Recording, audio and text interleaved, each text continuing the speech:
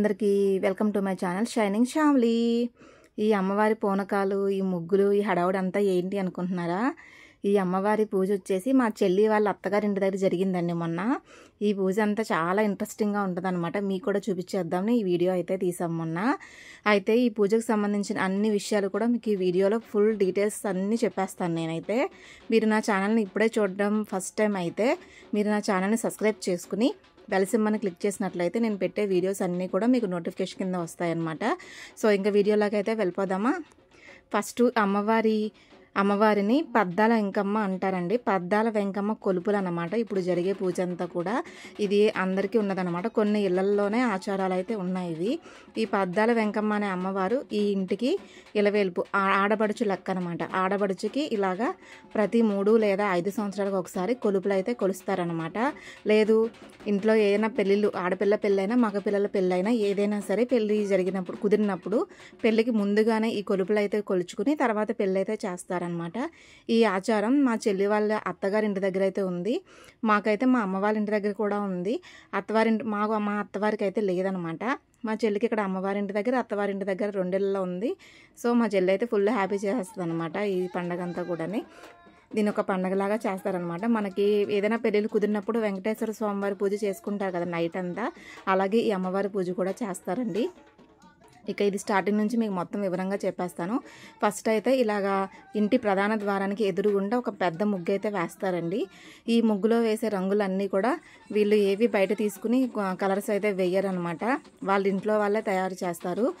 అవి పసుపు, కుంకుమ, మసిబొగ్గు, తంగేడి పువ్వులు, కొన్ని రకాల ఆకులు అన్నీ కలిపి విడివిడిగా ఎండబెట్టేసి అదంతా పౌడర్ చేసి ఈ ముగ్గులో వాడతారు. ఈ ముగ్గునైతే వీళ్ళ ఇంట్లో వాళ్ళు వేయరు, ఆ కథ చెప్పడానికి వచ్చిన వాళ్ళు వేస్తారు. ఇప్పుడు మీకు అక్కడ నాట్యం చేస్తూ కథ చెప్తున్నారు కదా, వాళ్ళు ఈ అమ్మవారి కథను మాత్రం చెప్పడానికి ప్రత్యేకంగా ఉంటారనమాట. వాళ్ళని తీసుకొచ్చి ఆ రాత్రంతా కూడా కథలుగా అమ్మవారి చరిత్రను చెప్పించి అమ్మవారికి పూజలు అయితే చేస్తారు ఆ నైట్ అంతా కూడా.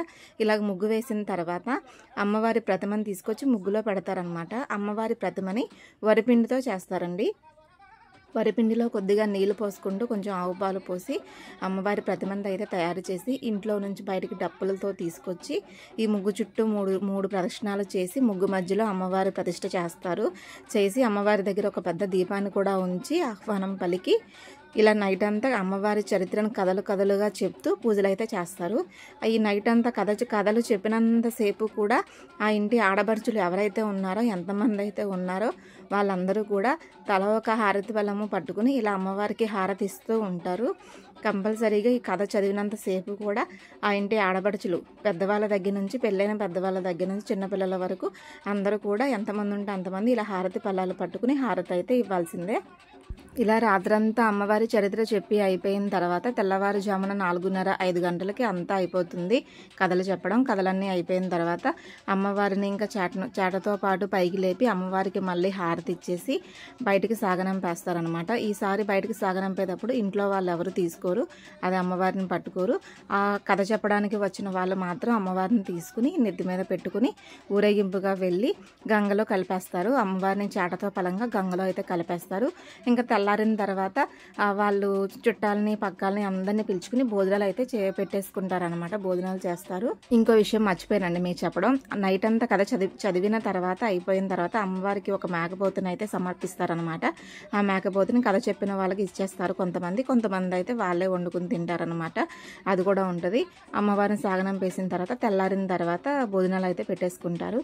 నైట్ మాత్రం ఈ కథ అంతా చదివేటప్పుడు మాత్రం ఆ ఇంటి వాళ్ళు, ఆ ఇంటి పేరు ఉన్న వాళ్ళు మాత్రమే అక్కడ ఉంటారనమాట. చుట్టుపక్కల వాళ్ళు చూడడానికి అయితే రావచ్చు, పూజలో అయితే పాల్గొరు. ఆ ఇంటి పెరట ఉన్న వాళ్ళు మాత్రమే ఆ పూజ చేయడానికి అయితే అక్కడ ఉంటారు ఆ నైట్ అంతా కూడా.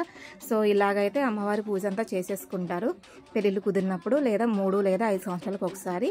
మా అమ్మ వాళ్ళ ఇంటి దగ్గర కూడా ఇదివరకు జరిగింది. మళ్ళీ ఎవరిదైనా పెళ్లి కుదిరితే మళ్ళీ అయితే ఈ పూజ అయితే చేసుకుంటారు, ఈ కొలుపులు అయితే కొలుచుకుంటారనమాట. పద్దాల వెంకమ్మ అనే అమ్మవారు కొంతమందికి ఇలాగ ఆడబడుచు లెక్క కాబట్టి ఇలా అయితే పూజలు చేసుకుంటారు. సో మా చెల్లి వాళ్ళైతే ఫుల్గా ఎంజాయ్ అనమాట ఈ పూజ చేసేటప్పుడు. మా చెల్లి ఎక్కడో ఒక చోట కనపడుతుంది మీకు. వీళ్ళందరూ చుట్టాలు చక్కగా వచ్చేసారనమాట పూజకి. ఇప్పుడు మీరు చూసిన వాళ్ళలో చాలామంది ఆ ఇంటి ఆడబడుచులే ఉన్నారు. ఆడబడుచులు ఎక్కువ అనమాట అక్కడ వాళ్ళకి. సో వీడియో అయితే మీరు ఎంజాయ్ చేశారు అనుకుంటున్నాను. అమ్మవారి పూజ అదే అంతా మీకు వివరంగా చెప్పాను అనుకుంటున్నాను నేనైతే. సో ఈ వీడియో కనుక మీకు నచ్చినట్లయితే లైక్ చేయండి. ఇలాగా ఆచారాలు సాంప్రదాయాలు పాటించే వాళ్ళందరికీ షేర్ చేయండి. నా ఛానల్ని అయితే తప్పకుండా సబ్స్క్రైబ్ చేసుకోండి. మీ ఇళ్ళల్లో ఎవరెవరికి పుట్టింట్లో ఈ ఆచారాలు ఉన్నాయా లేదా అత్తింట్లో ఆచారాలు ఉన్నాయో నాకైతే ఒక కామెంట్ చేసేయండి.